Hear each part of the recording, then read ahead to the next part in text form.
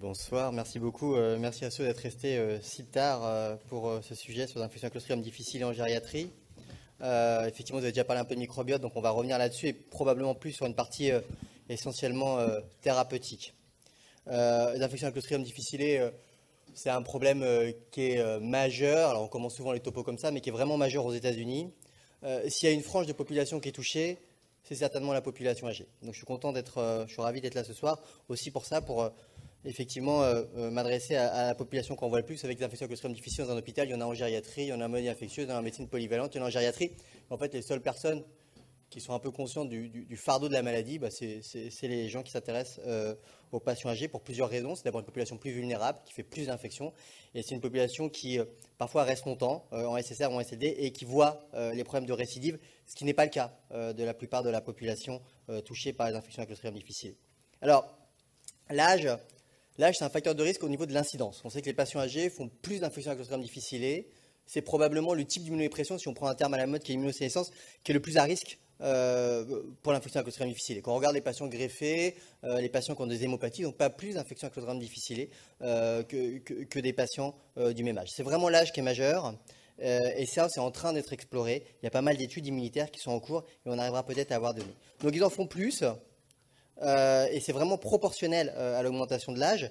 Et puis, ils meurent plus. Donc, c'est des patients qui... C'est vraiment un sujet de mortalité. Un sujet jeune qui fait une infection à Clostridium difficile, c'est souvent banalisé. Les choses s'améliorent rapidement, parfois même sans traitement, simplement à l'arrêt du facteur déclenchant. Or, chez le patient âgé, il faut traiter, il faut peut-être traiter intensivement. Et c'est là où on va revenir sur les questionnements thérapeutiques. Par ailleurs, c'est aussi des patients qui font plus de récidives. Donc, on a vraiment tous les facteurs de risque et toutes les complications de l'infection à Clostridium difficile. Alors certes, il y a des modifications récentes. Vous savez que depuis l'épidémie de 0,27 qui est aux États-Unis, qui est en 2003-2004 en Amérique du Nord, on a beaucoup plus d'infections à Clostridium difficile. Alors en France, on l'a moins senti. Ça s'est arrêté essentiellement dans le nord de la France parce qu'il y a eu des mesures drastiques de prise en charge. Mais on voit plus d'infections, plus sévères, plus de récidives, une mortalité qui a été multipliée par 3. Je vous rappelle que le signal pour cette infection, ça a été l'augmentation des colectomies en maison de retraite. C'est comme ça que le système de surveillance canadien s'est aperçu qu'il y avait une épidémie d'infection à Clostridium difficile particulier, qui était le ribotype 0,27, qui était particulièrement virulent.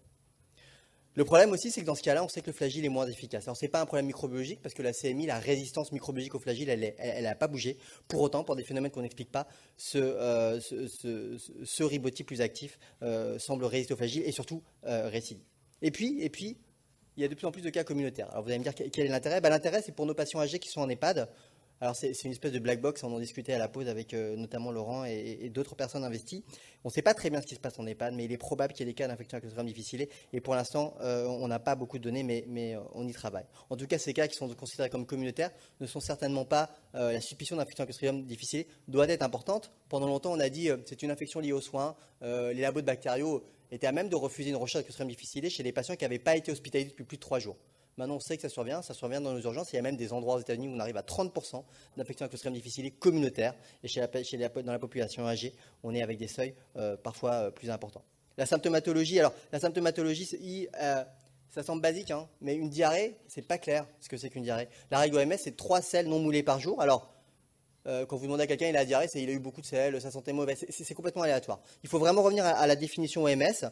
Et effectivement, il y a des outils graphiques plus ou moins appétissants qui permettent de décrire de manière appropriée ce que c'est. Et dans les études, c'est ce qu'on fait. On coche le nombre de sels avec la consistance, avec ce code couleur qui est le Bristol Stool Chart, qui est habituellement utilisé dans les différentes études. Et puis, il peut y avoir un vrai iléus, une vraie occlusion qui est symptomatique d'une infection à Clostridium difficile, avec la difficulté chez le patient âgé de cette alternance diarrhée-constipation qui peut masquer une authentique infection. Alors, quels sont les facteurs de risque? On a parlé bien sûr de l'âge. Il y a aussi quand même les immunodépressions, bien sûr.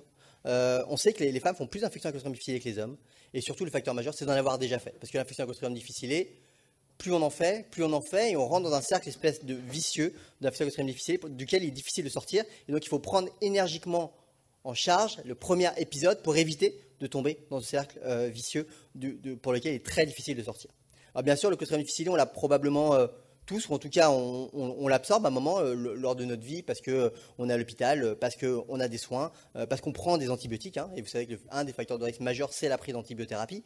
Pour autant, maintenant, on voit d'authentiques infections à Clostridium difficile chez les patients qui n'ont pas pris d'antibiotiques. Le fait de prendre des inhibiteurs à pompe à protons est au moins un facteur favorisant. Le fait d'avoir une sonde nasogastrique qui chante l'acidité gastrique est un facteur favorisant. De même, les chimiothérapies ainsi que les lavements. Alors, les antibiotiques à risque, celui qui est très connu, c'est la Clinda. Il n'est pas tellement plus à risque que les bêta-lactamines. Il est simplement historiquement décrit comme le premier antibiotique ayant occasionné une infection à Clostridium difficile. Et donc, il reste très craint par beaucoup de gens. Pour autant, il n'y a pas plus de risque de faire un Clostridium difficile avec de la dalacine qu'avec de l'amox. Il y a des antibiotiques qui restent moins à risque, notamment le Bactrim, la rifampicine, qui est même parfois un traitement. Mais les bêta-lactamines en premier lieu, la clindamycine et maintenant les fluoroquinolones, depuis l'épidémie de 27, sont des antibiotiques à haut risque de déclencher un Clostridium difficile. Le premier problème, une fois qu'on a vu la suspicion diagnostique clinique, il y a aussi l'algorithme diagnostique. Il n'y a pas de recommandation, il n'y a pas de consensus. On a parlé beaucoup de data et de recommandations là avant dans les topos précédents. Il n'y a pas d'algorithme recommandé par une source scientifique. Il n'y a pas de consensus sur la stratégie diagnostique. Quand vous prenez Frédéric Barbu, dans l'étude Euclide, qui est une étude européenne, a repris l'ensemble des prélèvements de sel des patients étiquetés diarrhéiques en Europe, et 40% avaient un Clostridium difficile et n'étaient pas diagnostiqués. Il y a différentes stratégies thérapeutiques, soit en une ou deux étapes, comme vous voyez, le plus simple étant peut-être de réaliser une PCR, mais certainement le plus coûteux, et qui surévalue peut-être la présence d'infection à Clostridium difficile. Je crois que le mieux est effectivement de favoriser le dialogue entre le clinicien et le microbiologiste. Ce que recommande le CNR, c'est d'abord un test avec un test de dépistage, une GDH. Quand elle est positive, on continue. Quand elle est négative, on s'arrête là, il n'y a pas de Clostridium. Et quand elle est positive, après on choisit un test plus spécifique, soit un test PCR, soit un test immunoenzymatique qui permet de diagnostiquer l'infection. Mais tout ça doit être bien sûr corrélé à la clinique. Et chez un patient non diarrhéique, il n'y a pas lieu de demander de recherche Clostridium difficile, et encore moins dans le cadre d'un contrôle. Enfin, j'encourage effectivement les différents collègues à ne pas s'arrêter sur la GDH. Nous, dans mon service, on avait dans notre groupe, on rendait la GDH et les jeunes collègues disaient GDH positif, il a un Clostridium. Non, GDH positif, c'est juste on continue l'enquête. La seule valeur, c'est la GDH négative, et donc on a décidé d'arrêter de rendre la GDH puisqu'elle induisait à tort un diagnostic et donc des traitements. Le Clostridium difficile, les infections Clostridium difficile, il y a vraiment un panel de présentation clinique. Ça peut être de la diarrhée simple à l'état de choc, la colite, la cholectasie, avec parfois des anomalies biologiques majeures, notamment l'hyperleucocytose, qui est un facteur de risque associé aux infections à mauvais pronostic, la cholectasie qu'on peut voir au scanner, et c'est l'ensemble de ces tableaux cliniques que peut donner un Clostridium difficile, pour des raisons multiples, à la fois la virulence d'un pathogène et aussi la sensibilité de l'autre. Tous ces multifactoriels, et c'est pour l'instant encore bien mal expliqué. Ces diapos sont tirés de l'update, de la mise à jour de l'ECMID 2014. Et vous savez qu'il n'y a pas de recommandation en France depuis 2007 au moins sur le Clostridium difficile. Et les choses ont beaucoup changé avec cette épidémiologie qui s'est non seulement extrêmement modifiée, et puis les nouvelles armes thérapeutiques qui sont apparues. Ce qu'on sait, c'est que les patients qui ont un haut risque d'infection à Clostridium sévère sont les patients de plus de 65 ans, donc ça vient très vite, et en gériatrie, c'est tous les patients qui ont une hyperleucocytose, les patients qui ont une albumine basse, d'accord. Tous ces marqueurs sont intéressants parce que ce sont des marqueurs qu'on peut avoir quasiment bedside, ou au moins avec la prise de sang standard, les patients qui ont une augmentation de la créatine, et les patients qui ont des comorbidités sévères, et essentiellement l'insuffisance rénale chronique. Alors, qu'en est-il du traitement ? Quand on regarde un jour donné ce qui est prescrit en Europe, alors c'était en 2011, c'est 75% du flagile. Alors Flagyl Vanco, ça c'est le débat qu'on a eu pendant des années. Pendant des années, il n'y a pas eu d'autres drogues et tout allait bien. Et pour autant, depuis 2004-2006, tout avance très vite. Il y a beaucoup de nouvelles molécules qui apparaissent, beaucoup de nouvelles stratégies. Pourquoi ? Parce qu'en fait, il y a un nouveau clone, et il y a une nouvelle pathologie, et il y a un vrai problème avec le Clostridium qui est probablement moins palpable dans nos régions, mais certainement très prééminent en Amérique du Nord. Alors pendant longtemps, on s'est appuyé sur cette étude qui était annoncée randomisée, double aveugle versus placebo. On avait comparé Flagyl versus Vanco avec des petites doses, 250 mg de Flagyl, alors qu'on fait plutôt 500 x 3 en France, versus 125 de Vanco x 4, alors qu'on fait 250 voire 500 en France. Et on avait dit il n'y a pas de différence en cas de diarrhée peu sévère. Et il y a une différence en cas de sévérité. Et donc on avait tous appris, en tout cas moi, que diarrhée peu sévère Flagyl, c'était moins cher, il y avait moins de risque de RV. Et infection à Clostridium difficile et sévère, plutôt vancomycine, Péros, bien sûr. Alors, l'argument, en fait, est un peu bancal, puisque les CMI sont de toute façon, on a des concentrations telles, c'est une action qui est locale, concentration telle qu'on est de toute façon extrêmement au-dessus de la CMI, et que donc Vanco versus Flagyl, il n'y a pas tellement de différence. La résistance était un peu plus fréquente avec le Flagyl, mais restait rare. La guérison clinique était quasi comparable. Les coûts restent faibles, et finalement, l'émergence d'antérocoque résistant à la Vanco, elle est la même sous Flagyl que sous Vanco. alors que c'était vraiment notre crainte principale. Et puis vous savez que le flagyl a des effets indésirables, notamment neurologiques, ce qui peut poser problème chez les patients âgés. Cette étude était ancienne, faible effectif, et on a bénéficié récemment d'une étude randomisée double aveugle où on a comparé flagyl, vanco et tolévameur, qui est une résine qui malheureusement n'a pas abouti parce qu'elle était inférieure aux deux comparateurs. L'intérêt un peu de cette étude, même si elle a été conduite pour le tolévameur, ça a été de recomparer flagyl, vanco avec les nouvelles populations de Clostridium, avec la population actuelle de patients.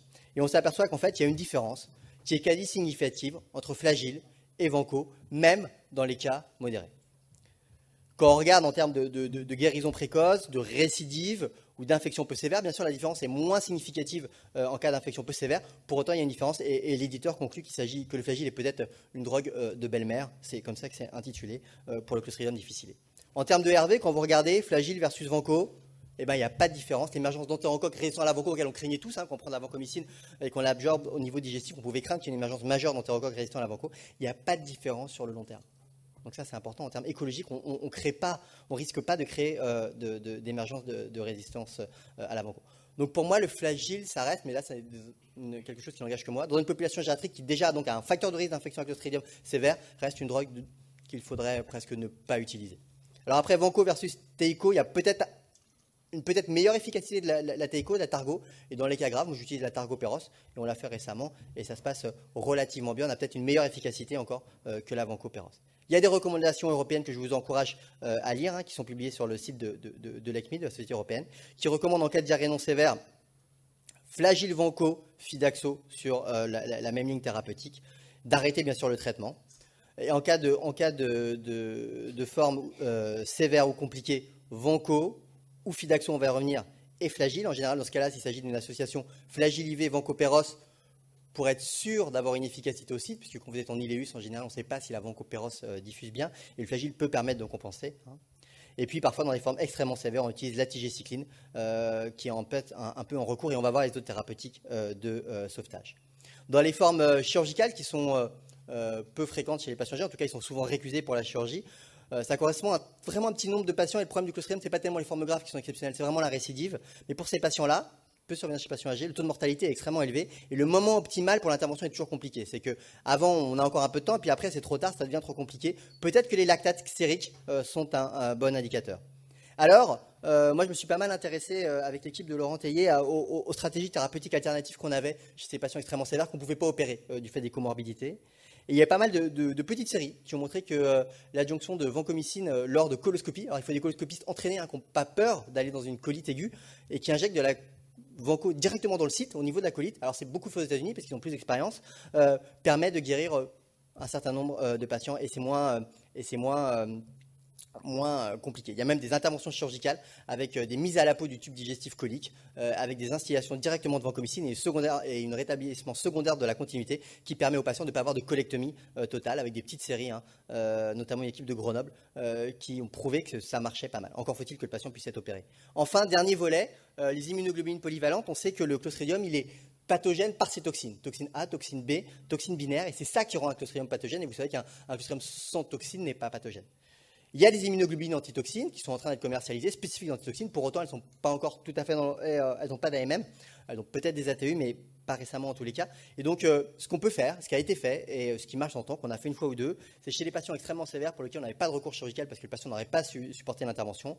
On a optimisé le traitement, on a mis de la targo, de la tigecycline, et puis on a mis des immunoglobulines polyvalentes. Alors, c'est difficile de savoir qui a fait quoi, mais dans les différentes séries, il y a des petites séries de traitements de recours, de cas de sauvetage qui ont été faites avec des immunoglobulines polyvalentes, J1, J3, 0,3 mg/kg, et il y a eu des guérisons. Encore une fois, c'est des patients où il y avait 70% de mortalité. Alors, le vrai problème, c'est la récidive. Je vous ai dit, plus on en fait, plus on en fait. Le principal facteur de risque, c'est l'infection à Clostridium. Il faut essayer éviter de rentrer dans ce cercle vicieux. Quels sont les facteurs de risque? La poursuite de l'antibiothérapie initiale, c'est sûr. Il faut essayer de changer l'antibiothérapie inductrice. Tous les facteurs associés, les antiacides, les IPP, bien sûr. Une réponse immune insuffisante, mais ça, c'est compliqué à déterminer. Et puis, les facteurs de risque, c'est l'âge et puis le fait d'en avoir déjà fait. Alors, les facteurs de risque de récidive, ils ont bien été identifiés par l'ECMID. Et la perspective, c'est de dire, voilà, ce patient, il a des facteurs de récidive, il risque de récidiver. Donc, sur celui-là, je vais mettre un traitement qui sera plus efficace dans la prévention de récidive que la vanco ou, à plus forte raison, le flagyl. Alors, autre petit détail que je voulais dire, c'est que un des facteurs de risque de récidive, c'est une colite aiguë grave. Plus la colite initialement est grave, plus il y a un probable risque de récidive. Le problème de la récidive, c'est qu'il faut suivre les patients longtemps, et qu'arbitrairement, on a mis 7, 8 semaines, que maintenant on suit souvent à 3 mois, et que un des problèmes de l'infection clostridium difficile, c'est qu'à mon avis, elle n'est pas tracée. Le patient il a du flagelle, il sort de chez vous, et il n'y a pas forcément marqué dans le compte-rendu qu'il a eu une infection clostridium difficile. Il fait de nouveau de la diarrhée, il va voir son médecin traitant, il va avoir un peu de flagelle, et puis ça revient, et puis il va réavoir un peu de flagelle. Il arrive chez nous, il en a son 7e épisode, et là, pour le sortir de là, ça devient extrêmement compliqué. Donc je pense qu'un des problèmes majeurs, c'est la traçabilité d'infection clostridium difficile, notamment chez nos patients âgés, en particulier flagyalgie, et notamment chez les patients qui ont une infection clostridium difficile grave, mais là, on y pense peut-être plus facilement. Dérivé de 2 études pivots dont je vais parler après, a été développé le score Atlas. Atlas, c'est un score bedside qui permet de déterminer si le patient a récidive, à risque de récidive. L'âge, le traitement antibiotique prolongé, L, c'est la leucocytose, T, c'est la température, A, c'est l'albumine, et S, c'est le sérum créatinine. Si vous avez une hypoalbuminémie, une créate augmentée, un patient âgé, une température augmentée, il est à risque de récidive. Il faut peut-être intensifier le traitement, en tout cas donner un traitement qui sera plus efficace sur le risque de récidive. Alors, il y a un nouvel antibiotique qui est sorti, c'est le seul de sa classe, c'est la fluidaxomycine, vous savez, c'est un macrocyclique, c'était un antibiotique qui était utilisé avant en médecine vétérinaire équine, qui a des caractéristiques attractives pour le clostridium difficile, avec notamment une concentration fécale très importante et une CMI extrêmement élevée, et qui serait inefficace sur le reste du microbiote. Et ça, c'est important, puisqu'en fait, l'idée, c'est d'arriver à... C'est une maladie qui est induite par l'antibiotique et qui est traitée par l'antibiotique. Il faut arriver à éradiquer le clostridium et pour autant, si possible, ne pas toucher le reste de la flore. Et donc, cet antibiotique pourrait être intéressant. Alors, il y a eu 2 études pivots, l'étude 003 et 004, auxquelles on avait participé, conduit à la fois en Europe du Nord, en Amérique du Nord, et puis en Amérique du Nord et en Europe, qui avaient montré des résultats intéressants. Alors, vous voyez que sur la guérison clinique tout venant, on avait une différence qui était non significative, mais sur la guérison de l'épisode, c'est une différence qui est significative. Mais quand on associe les récurrences, les récidives, on a une différence qui est très significative, que ce soit dans les 2 types d'études, ce qui faisait que sur le critère composite qui était la guérison globale, on avait une différence significative pour fidaxomycine. C'est une population générale, non triée, premier épisode ou 2e épisode, pas des multirécidivistes, mais pour autant on a l'impression qu'on a une efficacité sur la récidive. Quand de cette population, on extrait la population âgée, et qu'on regarde et qu'on fait une régression logistique et qu'on construit un modèle multivarié, on s'aperçoit que plus le patient est âgé, plus le bénéfice de la fidaxomycine versus la vancomycine, pas versus le flagile, qui est un mauvais comparateur, versus la vancomycine est important. Et vous voyez que le risque de récidive est plus faible avec la fidaxo qu'avec la vanco. Deuxième alternative thérapeutique, c'est les immunoglobulines, les anticorps monoclonaux, antitoxine A, antitoxine B. Il y a eu un essai randomisé, double aveugle. Alors c'est en prévention de la récidive, chez un patient qui a été traité par flagile ou vanco, et on voyait qu'on avait une différence significative, et c'est en cours de commercialisation, et vous avez peut-être été sollicité par Merck, qui développe aussi ses propres anticorps actuellement. En tout cas, une efficacité importante, y compris sur la souche hypervirulente. Et puis bien sûr, la transplantation fécale, dont tout le monde parle, avec cette publication Princeps du New England, qui a montré une efficacité chez les patients récidivistes. Ce n'était pas un traitement de l'infection, c'était un traitement de prévention de la récidive, avec une efficacité majeure. Une étude qui a été arrêtée très très vite, puisqu'on avait 40 patients inclus, et une supériorité qui était démontrée, avec des effets indésirables relativement rares. Alors, la TMF, la transplantation microbiote fécale, comment ça se passe? On injecte du microbiote d'un donneur, anonyme ou désigné, sain, dit sain, soit par voie basse, soit par voie haute, après un traitement curatif du Clostridium, et ça prévient de la récidive. Alors, il y a plein d'interrogations, notamment vous connaissez ce cas des 2 enfants, dont un jumeau qui a bénéficié d'une TMF et qui est devenu obèse, le donneur était obèse, son autre jumeau n'est pas devenu obèse. Il y a des gens qui disent... il y a eu des papiers, notamment, vous voyez, dans Le Monde, qui dit que la flore intestinale joue avec le mental. Il y a eu des cas de gens qui ont décrit des psychoses post-TMF. Donc, il y a tout un flou. Il y a tout un flou qui a fait que les autorités françaises l'ont encadré. La NSM a déclaré que la TMF, maintenant, la préparation de transplantation de flore, c'était un médicament qui devait être encadré par un pharmacien.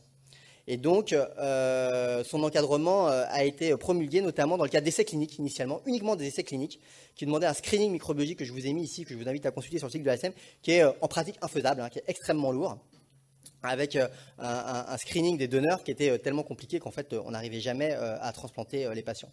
Du coup, on s'est attelé avec un groupe français à faire des recommandations pour la pratique clinique, quelque chose de plus accessible, où on a décrit les modalités de réalisation de TMF, donc d'abord une injection de vanco, enfin une administration de vanco, un arrêt, un lavage avec du polyéthylène, enfin du PEG, puis la TMF, puis le suivi.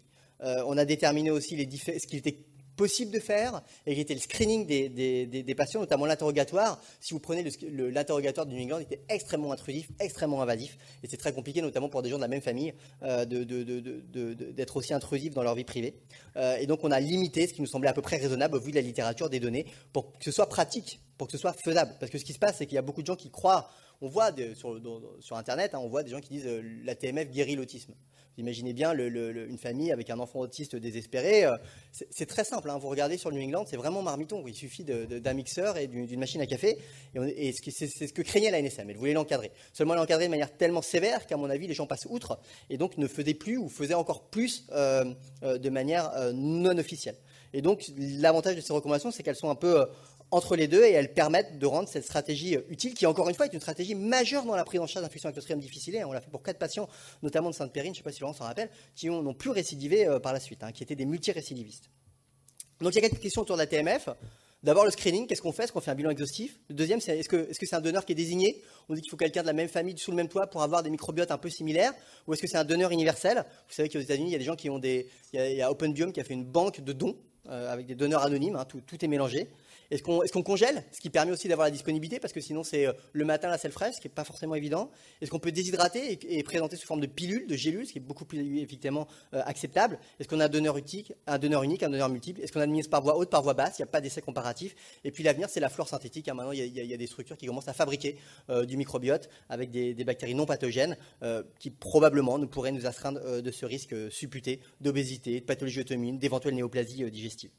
Voilà, ça c'est un peu les nouvelles tendances, hein. C'est les firmes américaines qui commencent à fabriquer de la flore synthétique. Donc le futur pour une infection à Clostridium difficile, c'est d'abord des nouveaux antibiotiques, il y en a d'autres qui sortent. Je pense qu'on ne sera pas trop concerné, puisqu'effectivement, nous, on a déjà la fidaxoliflor qui est quand même une drogue de choix. On a l'immunisation passive avec les anticorps, qui est encore une fois un traitement de la prévention, mais qui demande une administration parentérale, et qui est relativement cher, qui demande une hospitalisation. On a la vaccination, mais alors qui vacciner et quand faire le rappel? Ça, c'est les futures questions. Et puis, bien sûr, il ne faut pas oublier la prévention, c'est-à-dire ne pas traiter par antibiotiques quand c'est inutile, le plus court possible, la dose suffisante, éviter les antibiotiques qui induisent le Clostridium difficile, et puis la prise en charge d'un cas, dépistage rapide, hein, encore une fois, une stratégie diagnostique en collaboration avec votre laboratoire, un isolement géographique, on lève l'isolement à 48-72 heures, hein, pas de prélèvement de contrôle, et une précaution, vous savez que le SHA est inefficace, hein, il faut se laver les mains à l'eau et au savon, il n'y a rien de mieux. Et puis bien sûr désinfecter les locaux, on a souvent des questions pour les locaux d'EHPAD, à l'hypochlorite de sodium si possible. Donc à mon avis, mais ça n'est que mon avis, il faut renforcer la traçabilité d'infections à Clostridium difficile. Il n'y a quasiment plus d'indications à mon avis au flagile. Donc Fidaxo, Vanco, Targo. La Fidaxo, l'avantage c'est qu'elle est déjà en gélule, alors que la Vanco, il faut la reconstituer, ce qui est un peu compliqué. Il y a peu de risques pour la transplantation, la TMF. La TMF, ça, vous voyez, c'est des risques plutôt au long cours de pathologie néoplasique, au long cours, d'éventuels rhumatismes inflammatoires. Chez nos patients très âgés, je pense qu'il y a peu de risques. Et vous savez qu'il y a des gens qui ont passé 1 an sous vancomycine à cause d'infections à Clostridium difficile. Et souvent, les gens réclament maintenant la TMF, puis ça c'était dans l'après, donc tout le monde connaît. Il faut bien sûr limiter l'antibiothérapie dans la population fragile, notamment la population âgée, et ça, c'est notre travail de tous les jours. Et puis bien sûr, avoir des mesures d'isolement adaptées, hein. C'est compliqué, je sais, c'est attrayant, mais c'est comme ça qu'on évite les épidémies. Voilà, je vous remercie de votre attention.